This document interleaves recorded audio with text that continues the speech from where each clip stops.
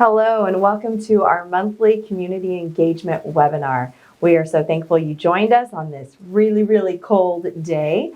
But today is Monday, December 19th, 2022. And Gary Herbst, our CEO, is joining me. And we're going to cover several topics today. We hope you leave with a lot more information than you had when you joined us. But we're going to cover the census. We're going to talk about COVID, the flu, RSV, and our pediatric bed shortage. We're also going to give you a staffing update, and then of course, our November financials. And so welcome, Gary. Yes, thank you, Deborah. We were talking about Christmas right before we went live. In fact, I was just admiring you as you were doing this introduction. I think back to our original broadcast, and you'd have your scripting card all laid out and everything, and we'd be getting all nervous before it started.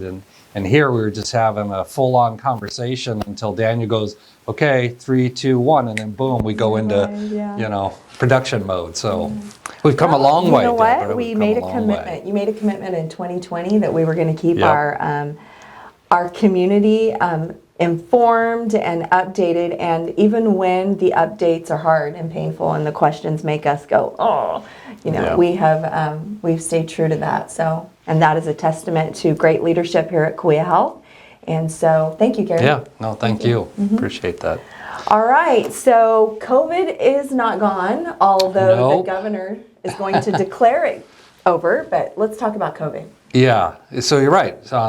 We got an announcement last week that Governor Newsom intends to declare the statewide emergency officially over on February 28th. So you may recall back in March of 2020, he actually issued an executive order that declared a statewide emergency, and we've been subject to that ever since. What it means for the hospital industry, at least in California, is a lot of the exemptions, a lot of the flexibility that hospitals were given in terms of using space in their hospitals that you don't typically provide patient care in, but you might have to turn it into an overflow unit. Some relief from staffing ratios, that was a huge one.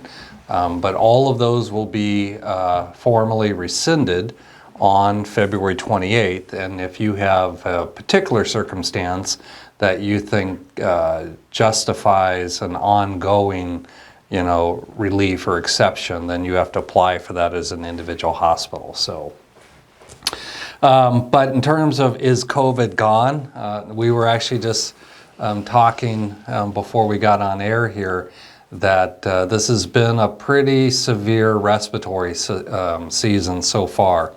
And not just COVID. Now we're facing COVID, the flu, primarily influenza A, RSV, and then a number of other respiratory viruses that are out there.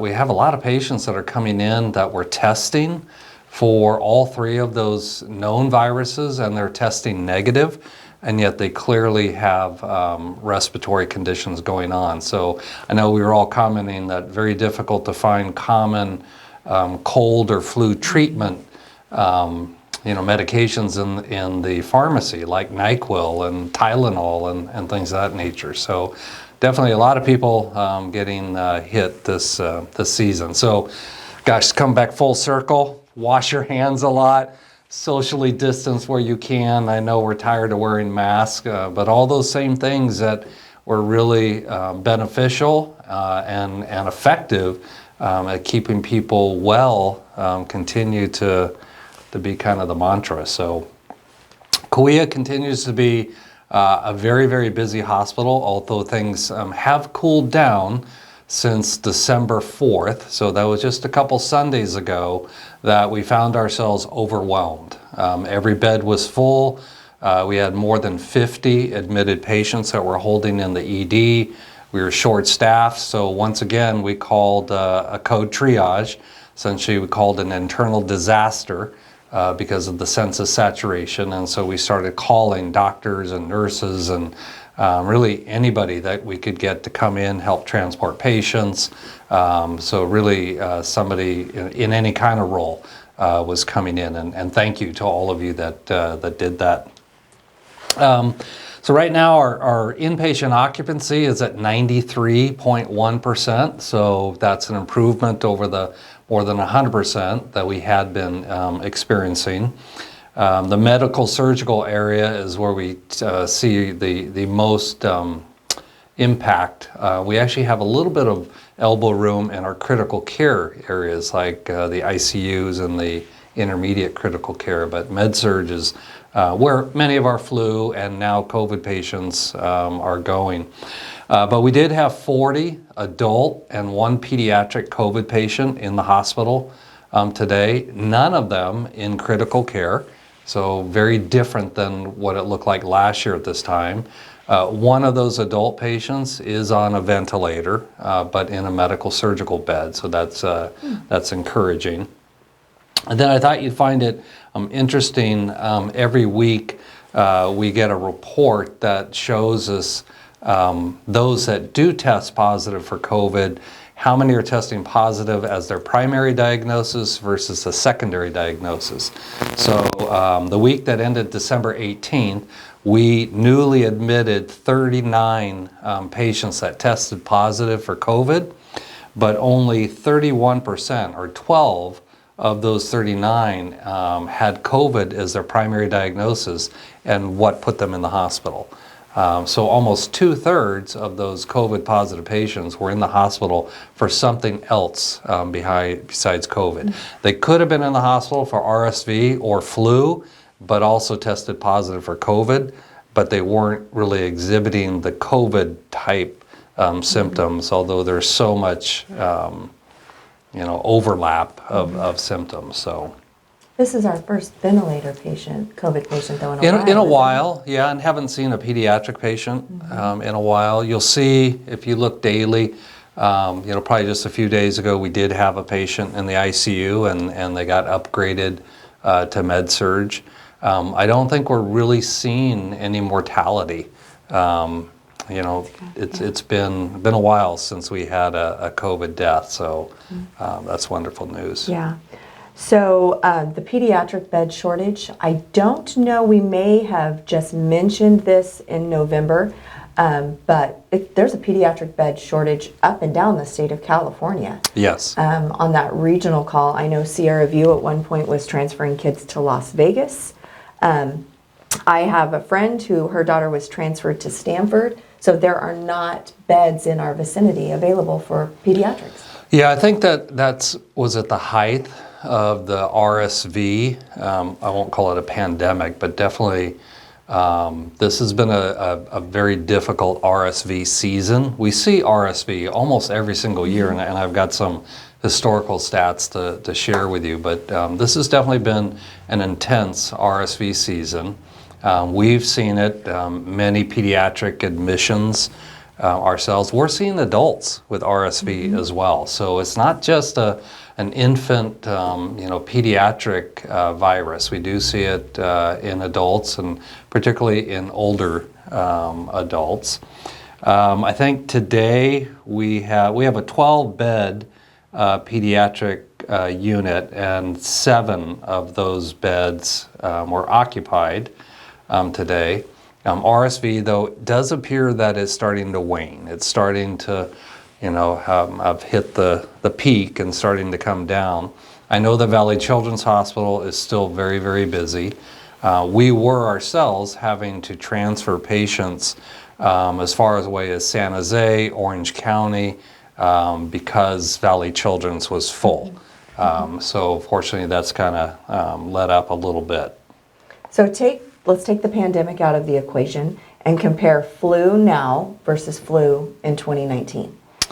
Yes. Okay. So I'm gonna have to read on this one. So, let me put this in perspective. So we kind of start what we call our surveillance, flu, RSV surveillance, usually in late October, never later than really November 1st, but somewhere kind of in that week, last week of October, first week in November, and then we monitor it all the way to April is when we finally declare that particular year's season over. So, so I was going to share with you what we have experienced so far this flu season, what we'll call the 22-23 season. So this is through, oh gosh, what's December 18th. So since we started, so we started surveilling on October 30th and through now December 18th. So far, we've had 2,614 confirmed flu cases, of which 152 of those cases required admission to the acute medical center. And we've had 559 confirmed RSV cases, of which 50 were admitted to Kaweah. Many more transferred from Kaweah to, again, other children's hospitals. So we're very early in the surveillance period. So particularly keep that flu number in mind. So 2,614 cases just between really the 1st of November and mid to mid-late December. So I'll go back to the 2018-2019 year, so pre-pandemic, all of it. And for that same time period, November 1 to mid-December, we had 663 flu cases. So we have 2,600 today, but back in the 18-19 flu season, 663, 43 of them were admitted. We only had 18 RSV cases compared to 559 for this period. And in the entire flu season for that year, we had 2,600 flu cases. So think about that too. So through December 29th, we had 663 cases. We had another 2,000 that we confirmed from that point forward. So mid-December to March, that's really the intense part of the flu season. So we're not really in it right now. We're going to see most of our flu is going to hit in the latter part of December, all of January and February. It's not too late to get vaccinated for the flu. But definitely what we're seeing today, much different. If I jump, 1 year ahead, so the 1920 year, this point we had 538 cases, ended the year with 4,300 cases. So that was big. Went from 538 to 4,300 in the 1920-21 year. In the 2020-21, we only had 163 cases at this point, and only 7 of them were admitted. 1,381 cases for the entire year, the entire flu season. So half of what we've already experienced now. And we come back to, the 2 years before this year were light flu years, light RSV years, primarily because we were washing our hands, we were masking, we weren't gathering, for events and holidays and so forth. And yeah, it was very sad and depressing, but we were relatively healthy. If you could avoid, yeah, exactly. If you could avoid getting COVID, then you were otherwise, healthy. But yeah, we just obviously grew weary of that. And so we're not really masking anymore. We are back to gathering. We're not socially distancing, and we're seeing a significant rise in flu and RSV, which I think also, as I talk to some of my physician friends, that we all, kind of have a natural immunity, and I think our natural immunity to the flu has weakened over the last couple of years because we really didn't have the flu, so we weren't getting that exposure. So we're fresh coming into this flu season, and it's definitely taking advantage of our vulnerability. So there are some years that the flu shot is effective versus other years where it's not that effective?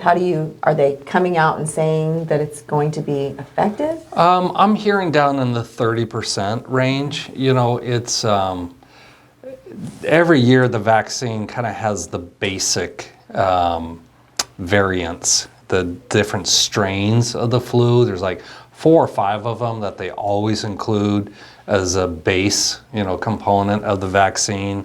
And then they're also trying to guess, you know, maybe it's too late by the time they see what's going on in the southern hemisphere. We pay a lot of attention to what's going on in Australia as a predictor of what kind of flu we're going to see here. They had a very bad flu season. Theirs now is over. You know, again, the vaccine, the flu vaccine, just like the COVID vaccine, does not prevent you from getting the flu. It's much more effective at keeping you from getting really sick or ending up in the hospital or dying of the flu. And we know that every year tens of thousands of people die of the flu. I can tell you that over 80% of the flu cases that have been admitted to the hospital are unvaccinated. So. So census in our ED, it's really been crazy. Yeah, well, definitely back on that December 4th day, it was, it was crazy. And I apologize to patients and families that were waiting hours and hours in the waiting room. If you were not suffering, you know, a life-threatening injury or illness, you had to wait, you know, 10, 12, 14 hours in the ED before you could get back in an exam room was not uncommon. Again, fortunately, it has kind of calmed down. Thought I'd share, some stats with you here. So from July 1st, the beginning of our fiscal year, through November 30th, we have been averaging 244 ED visits every single day. That would be in many hospitals like Tulare or smaller hospitals, that might be the most patients they see in an entire week or even beyond that. But that's what we've been average every single day. That Sunday we probably hit over 300. So it's not uncommon that we're up at that 300 mark, but average 244. Compare that to all of fiscal year 22. So the fiscal year ended June 30, 2022, we averaged 219 visits per day. And 1 year prior to that, we averaged 198. So the fiscal year ended June 30, 2021, 198 cases a day versus this year averaging 244. Just in the month of November, we were averaging 262 cases or visits per day. So yeah, definitely been a busy year so far. So I remember back when we were building the emergency department expansion, and we were anticipating, and our a high day for us was like 200 when we hit the 200. Right. And now that's not a big deal anymore. No. Because we're progressively seeing more and more patients, and a lot of it, they're seeing a lot of patients at the urgent cares too. Yeah, and I in fact, I think we were going to do kind of a public information. What do they call that? PSA. PSA, yes, public service announcement. Yeah. Thank you. Knew there was a term for it. Really encouraging people. If you don't have, an emergent situation, definitely go to our urgent care center, both on Court Street and out on Demery. If it turns out that you do have a more serious issue, we will expedite your transfer to the ED, and so you should get in right away. But we can treat a lot of different things. Definitely colds and flus and minor scrapes, injuries. We can treat those in our urgent care centers. And I know this can be frustrating at times, but we actually, to try to keep people healthier and safer, we're actually now, if you can still walk in but you'll go into a queue, and we'll invite you to either wait in your car or go back home for a scheduled appointment. So you can still stay in the waiting room if you want to, but just because of the busyness that we're experiencing, it could be an hour, it could be a couple hours before you're actually seen by a provider, where you are taken back into the exam room. So rather than wait in the waiting room where you're at risk of being around people that have viruses and things of that nature, we're asking people, to wait at home or wait in their car. We're calling this our virtual waiting room, and it doesn't extend your stay. I mean, you would get back into the room the same amount of time, whether you're waiting in the waiting room or waiting at home. But I think it's more convenient for you as a patient and your loved ones that might be there with you. I do know that there have been incidences where it's towards the end of the evening, and they ended up not being able to get you in that night. So I do know of cases like that. They tend to be rare, but definitely, continue to use the urgent care centers for those minor things. And because it is so different than our pre-pandemic model of the walk-in clinics, Right. People are confused and they're like, oh, it's different. They're turning me away. They're really just giving you an option to stay home or to sit in your car. But there is some confusion about that, and I know we're going to work on that with social media and with our marketing. But thank you for that. Okay, staffing, Gary. How are we doing staffing-wise?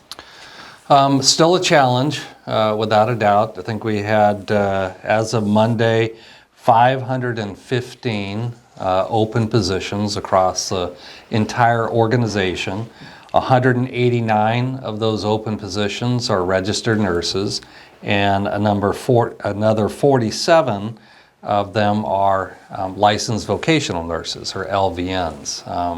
We actually are moving, as many hospitals have done, to kind of more of a what we call a team-based staffing approach or model. Most hospitals up until this point have had principally RN models, and you've heard me talk about the California nurse staffing ratios, where in the ICU, one nurse can have no more than 2 patients. It's quite common, though, that it's a 1-to-1 ratio in the ICU, 3-to-1 in the ICCU, 4-to-1 on a telemetry unit, and 5-to-1 on a medical surgical unit. So a nurse, an RN, would typically be just themselves, perhaps with a certified nursing assistant to support them, but that nurse would be caring for all 5 of those patients. Under team-based care, that nurse would now have an LVN that would be part of their team, along with a CNA. And so now that nurse could maybe take an assignment of 6 patients or 7 patients, because that LVN still counts as part of the nursing ratio under California law. But LVNs are, not that they're plentiful, but they're more available in the market, and they're less expensive because their training and their scope of responsibility is not as deep and broad as an RN. So lots of hospitals moving to more of this team-based model. But definitely recruiting is continuing to be a big challenge.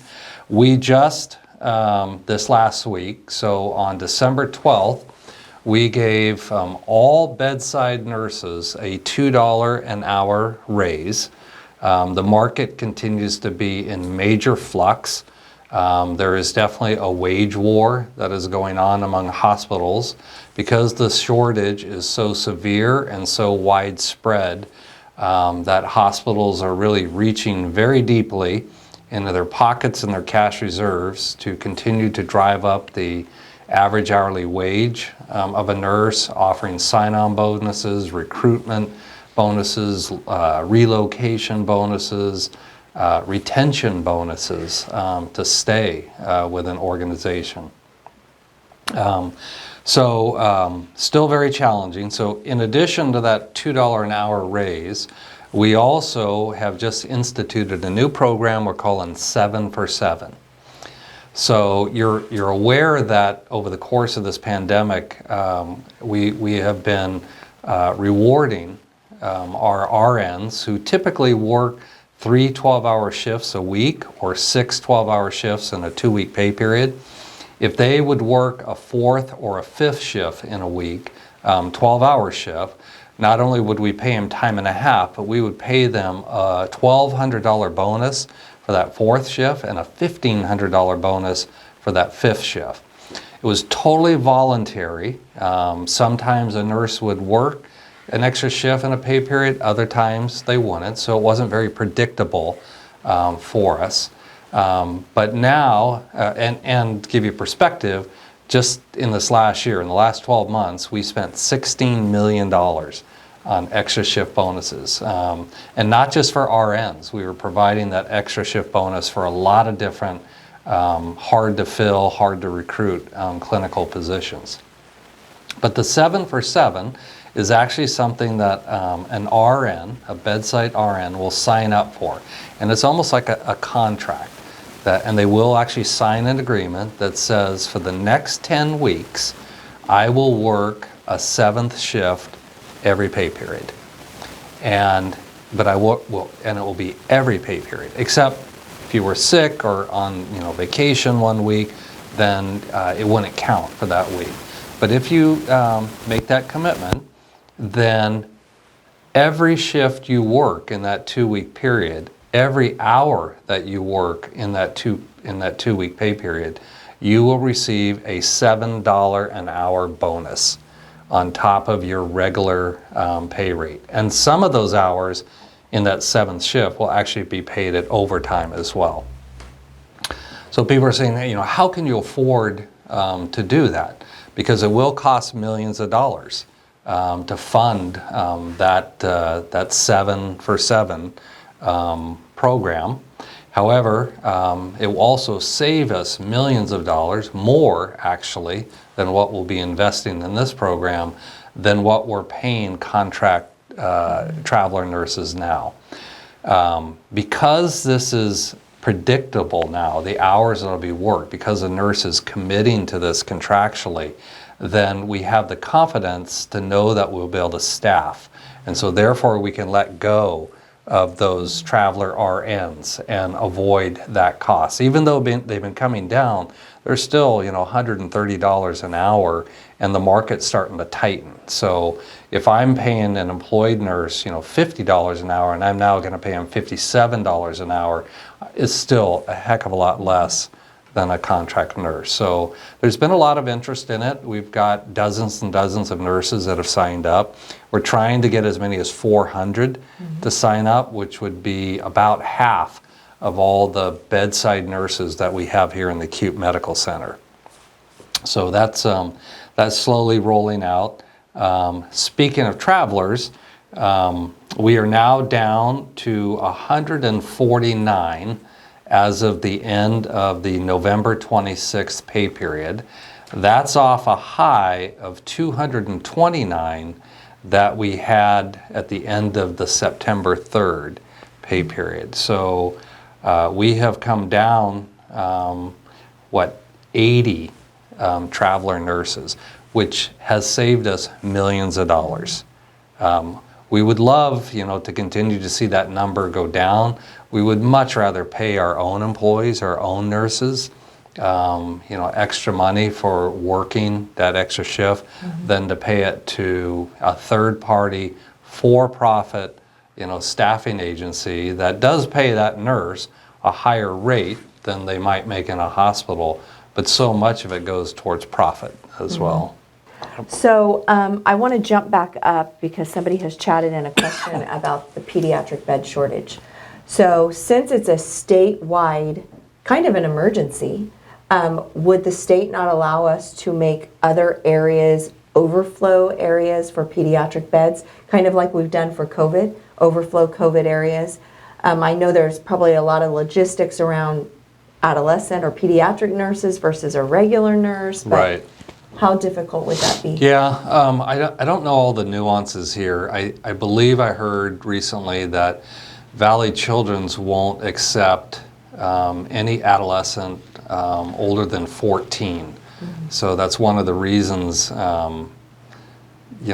that there is lack of availability across the spectrum of an adolescent, which we think, up to 18 years old. So we do take care of a number of, young adult, or I guess they're not young adults, teenagers between that 14 and 18. But it's a good point. Yeah, I think you could get program flex that the state, I haven't seen any statewide flexibility. Certainly for COVID, they were granting blanket exemptions to use just about any space you wanted for overflow. And we had converted our Broderick Pavilion, which is an 11-bed medical surgical unit, primarily surgical, short stay, otherwise healthy patients. We turned that into an 11-bed intermediate critical care unit at the height of the pandemic. So we turned, conference rooms into post-discharge waiting areas, and but I haven't seen anything yet from CDPH or the state on turning those facilities into pediatric units. We are exploring the potential development of a pediatric intensive care unit, a PICU, largely to care for these higher acuity kids. RSV is obviously very serious, like COVID, like flu. You can die of RSV, and so higher acuity. We have a number of nurses that are trained in higher pediatric care that would qualify to be PICU nurses. So if we go in that direction and we see a resurgence of RSV, it's possible that we could look to try to increase our pediatric capacity beyond those 12 beds. Interesting. Have we ever had a PICU? No. We have a NICU, neonatal intensive care unit, but a PICU is for older children, non-neonates, but probably on the younger end. Yeah. It's interesting, the different definition of pediatrics. So, we're working on the mental health grant for the pediatric CSU. That goes all the way up to 21. Right. And then Valley Children's is capping it at 14. That's right. Interesting. Yeah. So what would a PICU nurse do if there aren't kids in the pediatric intensive care? Would they just be a normal pediatric Yeah, nurse as well? my understanding is those nurses that we do have that have that training also are trained in adult care as well. But we always, they could be pediatric nurses that also have that higher level of training. So we always have kids in the pediatric unit. But I don't know enough of the details. In fact, Carrie Noeski and I were just talking about it last week, that we're exploring it right now. So definitely, as more details emerge, we'll share them back with our community. Awesome. Okay, November financials. They're out, they're official. Yeah, you don't have to put a frown on. Yeah. One side's frowning, one side's gotcha. smiling. Yeah. So for the month of November, we posted a total operating loss of only $203,000. So definitely the lowest operating loss that we've experienced all year. And I would generally characterize at that level pretty close to break even. So that's definitely the good news. I'll say unfortunately, but I feel very fortunate that we received this. But that positive operating margin was made entirely attributable to a $5.7 million retroactive payment we received from the federal government that resulted in a successful lawsuit brought against the Centers for Medicare and Medicaid Services by the American Hospital Association and other hospital plaintiffs. There's a program some of you may be familiar with or have heard of called the 340B program. It's a federal program that allows hospitals like Kaweah, who take care of a disproportionately high percentage of impoverished patients, high percentage of Medi-Cal patients. We are permitted to purchase drugs at a fraction of what they might normally cost. So literally paying for pennies on the dollars. And it results in millions of dollars of savings in pharmaceutical costs to us, as it does to many, many hospitals. Well, it's always been a controversial program, largely made controversial by the drug manufacturers, who this is obviously affecting their profits when hospitals can purchase these drugs at much lower costs than they would normally be selling them for. But fortunately, hospitals have been successful in keeping the program in place. You have to have very, very tight controls over this program. You're subject to audit frequently. I want to commend our pharmacy staff. They do a phenomenal job. Mm-hmm. Every audit that we've undergone has been without a single finding. So they do an incredible job managing this program. Now, under the category of no good deed goes unpunished, CMS recognized that hospitals were saving all this money on pharmaceutical costs. So they said, well, we will decrease the amount of Medicare reimbursement now that we pay to hospitals that include the costs of drugs and everything as part of that reimbursement. We will cut it by about 30%, pretty much equal to those savings that you're enjoying on the cost side. So literally taking away that economic benefit to hospitals.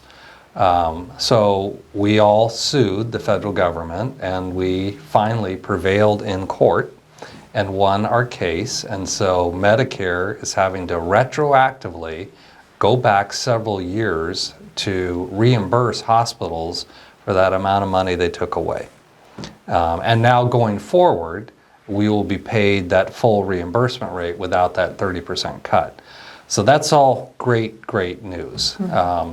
However, without that $5.7 million, it would have been another big loss November for Kaweah. And not so much on the expense side. So probably for the first time, and I can't remember how long, our total labor costs actually came in under budget. So that's if you take both employed labor and contract labor and benefits, all collectively employment costs. It was $1.3 million less than budget. And we actually, I think, were under budget in total operating expenses for the month. However, we were under budget in patient volumes and revenue by several million, by almost 6 million. So we should have probably been even further under budget in labor costs given the volume, but we're not able to, because of being locked in on all these contracts with these travelers, we're not able to flex down in direct proportion to decreases in volume. Now, you're probably saying, I thought you guys were so busy. Yeah. Yes, we are. We actually budgeted, though, to be busier. So we're running under budget. And in some cases, we've actually been running under budget compared to the prior year. But not every patient is the same. So hospitals make all their profitability and generate the vast majority of their revenue off the surgical side of their business, both elective and emergent. So procedures and surgery generate the revenue and the profitability. We're in the midst of a severe virus season. These are medical cases. So they're in the hospital, they're not undergoing surgery. What we're paid by the various payers, Medicare, Medi-Cal, Anthem Blue Cross, for a medical case is far less than for a surgical case. But depending on the intensity of their medical condition, that virus that we're treating, the patients can stay a long period of time and there not be a lot of reimbursement. So that's That's more what we're experiencing on the revenue side, that definitely surgical volumes have not returned to pre-pandemic levels. And we need to get there, if we're going to get back to historical profitability. You may all be aware, disappointingly, but fully expected, last week we received word from Moody's Investors Services, which is one of the big three credit rating agencies. So you have Moody's, Standard & Poor's, and Fitch. They rate the credit worthiness of companies, across the country, healthcare sector in particular, and our credit worthiness.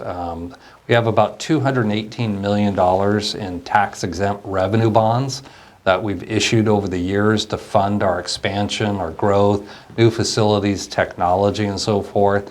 Those bonds are repaid, the principal and interest, from our revenues. So they're not property tax bonds. Those are general obligation bonds.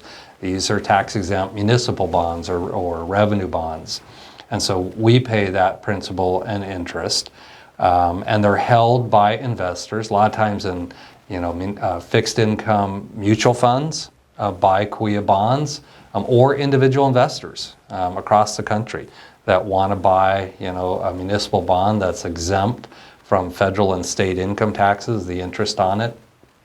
So our credit rating, for many years, for decades, we have been an A-rated credit, one of the most financially strongest hospitals in the Valley, oftentimes being the only hospital that had an A credit rating.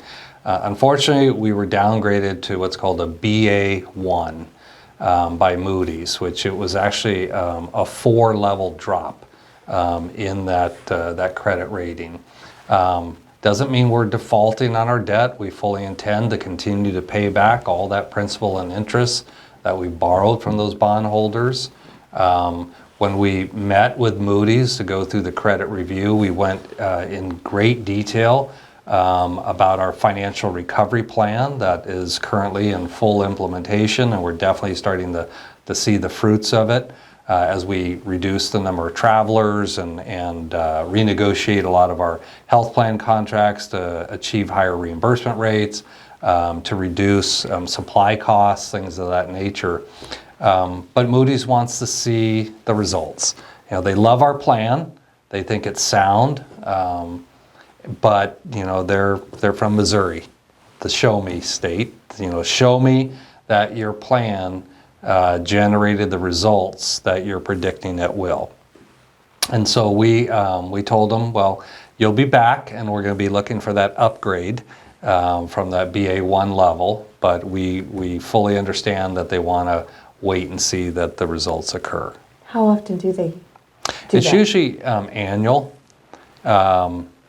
But definitely, we're not alone. I mean, one of the things that led to the downgrade is just Moody's, S&P, Fitch, they're all bearish on the hospital industry. They don't have a lot of confidence. Everybody, is in this same predicament right now, and you're seeing bond downgrades right and left.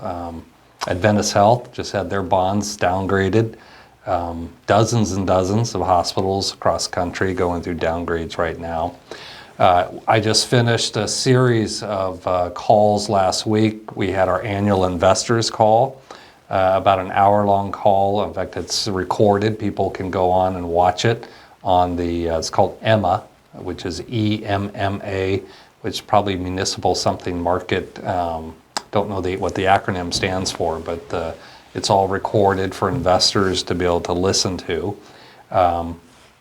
Kind of a prepared presentation, but then lots of questions from the investors, lots of great questions.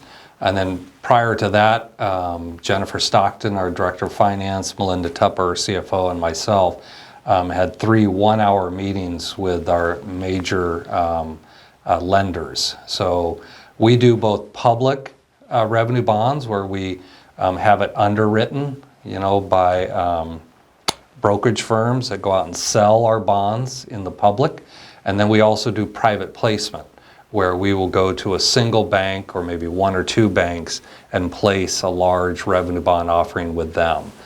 So we have 3 banks, PNC, Zions and Signature that we work with that hold quite a bit of our bonds. And so also having a very proactive, transparent discussion with them. We want them to remain confident in Kaweah, continue to hold our bonds until they mature. But you want to be very proactive with them in times like these. Because could they call them? No, we're not in default on the debt. If you go into default and you don't make the principal and interest payments on them, you could have the bonds called. But there's a lot of things that would happen before then. So one of the things that's occurring right now is there's two major covenants that we're required to meet as part of the bond indenture. One is a liquidity covenant, that you have a sufficient amount of cash in the bank at all times to cover for us a minimum of 90 days average operating expenses. So we have several $100 million in the bank right now, but it costs $2.5 million a day to run Kaweah. So you take 90 times 2.5 million and you can't fall below that. That's measured every June 30th at the end of the fiscal year. But then there's another covenant called the debt service coverage ratio. And it essentially means how many times will your net income, your bottom line, cover the principal and interest that's coming due on the bonds in that year. So we can't fall below 1.25 times. Meaning that your net income has to be at least 1.25 times the maximum annual debt service that comes due in any one year, which for us is about 17 million is the amount coming due. So obviously we're, through November 30th, we have almost a $35 million operating loss. You get to add back, though, depreciation expense, you get to add back interest expense. So it turns into a positive number when you add all that back, but it's not 1.25 times greater than 17 million. So that's also a covenant that we measure at December 31st and June 30th. So there's a risk that we won't comply with that debt service coverage covenant at December 31st. If that occurs, then one of two things happens. One, Kaweah could take $17 million of its cash reserves and put it into a bond reserve account, and you just set it over there. It doesn't get paid to the bondholders. It's kind of like for safekeeping, so that they know you at least have 1 year's bond debt service there. But now that affects your liquidity ratio. Alternatively, you can procure a letter of credit, a standby letter of credit with a bank for 17 million. And the bank says, we will have this letter of credit standing by for Kaweah in the event that they needed to, that they couldn't make the debt payment, that they could draw down on. So we're working with various banks, including our existing banks, to put that letter of credit in place. But we have no intention of defaulting our debt. We're working like crazy with our financial recovery plan to get back, into full compliance with those bond covenants. But we understand that, we have a skittish market right now. Yeah, thank you for that, Gary. So everybody's aware of the letter that you wrote to the governor. Everybody's aware of the low reimbursement rates for our Medicare, Medi-Cal population. And so we just want to remind everybody that we've made it really easy for them to sign that letter. They can go to our website. There's actually a banner on the front page of our website now leading them to it, where you can go, you can put your name and your email, and you can sign that letter. You can even add your own note. Right. And so you're all familiar with that. So if you haven't gone onto our site to send your own letter, please do so. Do you remember the total on Yeah, Friday? I think we're definitely over 800. We might have over 1,000 by now. Okay. And when you said, everybody should be aware of Gary's letter, I'm going, do you think the governor's aware of it? Because I've received zero response. But we do know he's aware of it. Karen Talelian, our director of marketing, knows one of Governor Newsom's legislative aides or governor's aides, and contacted him, and he says, "Oh yeah, we're well aware of Kaweah's letter writing campaign. We've been besieged with letters coming from your community and your employees. So thank you to all of you that have already done it, and definitely encourage those that haven't yet. It's so easy to do it. Very easy. I'd like to think it's going to make an impact because we also sent it to many of our state legislators. I know that our County Board of Supervisors and our Visalia City Council, if they haven't already, are writing letters to the governor and the legislature as well. So got to get our story told. I've been invited by the California Hospital Association to be the hospital CEO to participate in an upcoming federal and state webinar where they wanted to pick a California CEO that has a story to tell. So Well, we have a story to tell. we do. And I think it's so interesting that, and people may not know this on this webinar, a lot of the mandates that have come down from the state have been unfunded. Even the You want me to supplemental- talk about my favorite, my most recent? Are you talking about the retention bonus? I am. You said that on Friday, and I was like, Your jaw you kidding dropped, me? huh? Yes, yeah. Yeah. Let's talk about that. So, my letter to the governor made reference to the record $100 billion budget surplus that the state generated for their most recent fiscal year ended June 30, 2022. And congratulations to the state on setting that record profit. That's what the hospital industry and the California Hospital Association have been speaking to the governor and the legislature ever since the pandemic arrived in March of 2020, pleading for support of his California hospitals, but nothing's come.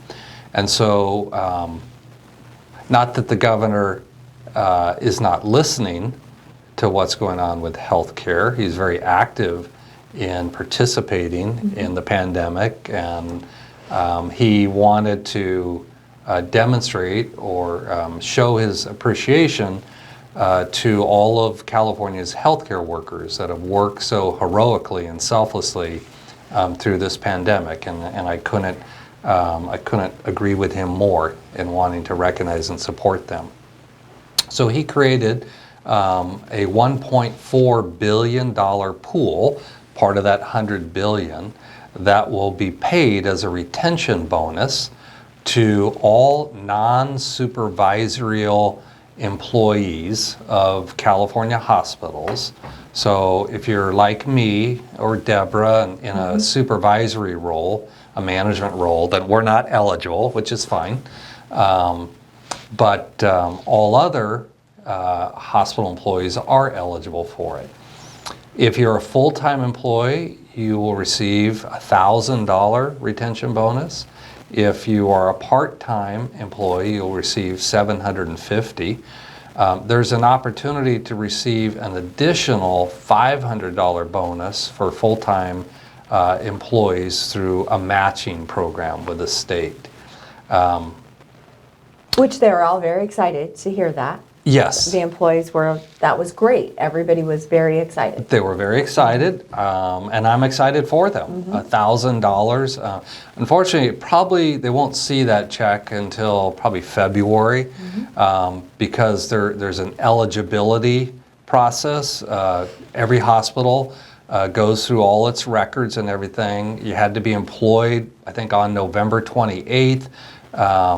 And whether you're full-time or part-time, and so we will be submitting all of that information to the state along with every other hospital in the state, and the state will then gather all that up, and they will then determine what it all adds up to. So if you have all these eligible employees that when you add them all up, it adds up to $2 billion, then it will all be prorated down to stay under that $1.4 billion cap. So we don't know. People are saying, well, am I going to get 1,000? I hope so, but you might get 900, you might get 800. It depends, how many people go into that pool. But again, great. However, that money is subject to both federal and state income taxes. So the state's going to get back part of its $1.4 million by you paying state income tax on it. But what's painful for us that you learned last week is that payment is also subject to federal employment taxes like FICA, Social Security, and the Medicare tax. And there is both an employee portion and an employer portion. So the employee will have further taxes withheld for that, for Social Security and Medicare. But then Kaweah has to write a check for what we estimate to be about $300,000 to pay the employer share of the payroll tax on that payment. And yet we received no funding from the state government, while he still had another $99 billion left of the $100 billion after setting aside the $1.4 billion, did not think to set aside additional money to cover hospital employers' payroll tax. So I'm very happy for our employees, but I really wish that the governor, had thought to cover that. And like you said, it's an unfunded mandate. It's actually Kaweah will be paying the amount to our employees, putting it on their W-2, their pay stub, and then we will get reimbursed from the state for that payment amount. It's just kind of a bummer, something that was so exciting and everybody felt it's a so great, appreciated, and then it's like, oh, every week something else seemed to, and then now they're going to do this, and now they're going to do this. So I'm sure whatever amount our employees receive will be very much appreciated. But just another thing for Kaweah to worry about. So Gary, thank you. Our time is up. We have 3 minutes left, and we appreciate all of the information, and we appreciate you all joining us and staying informed. You're the key to being able to help us dispel rumors. You're the key to being able to give us feedback that we need to know about. And thank you to those of you who email us and tell us patient experiences and the experiences your neighbors are having when they come to our facilities, because we can't fix what we don't know. Right. And so you try to, if anything gets forwarded to you, we try to get to the bottom of it and figure out both good and bad. We received a great positive story this week, which was really good, and we were able to share that with our employees. Right.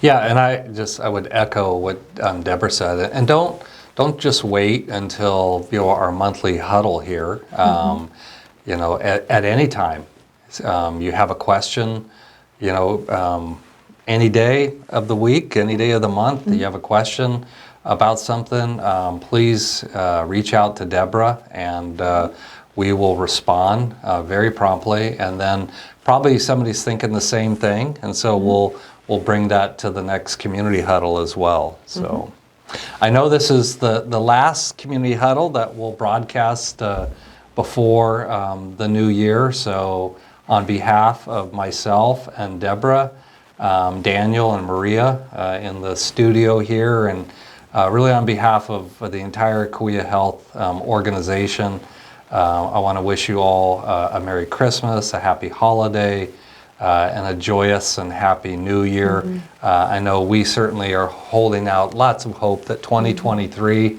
is going to be a wonderful year for us, and so I hope it is for all of you, and I hope you have time to enjoy the holidays with your family, and we feel so grateful to count you among our family and friends. So I hope you have a great rest of your day and your week, and we'll see you next year.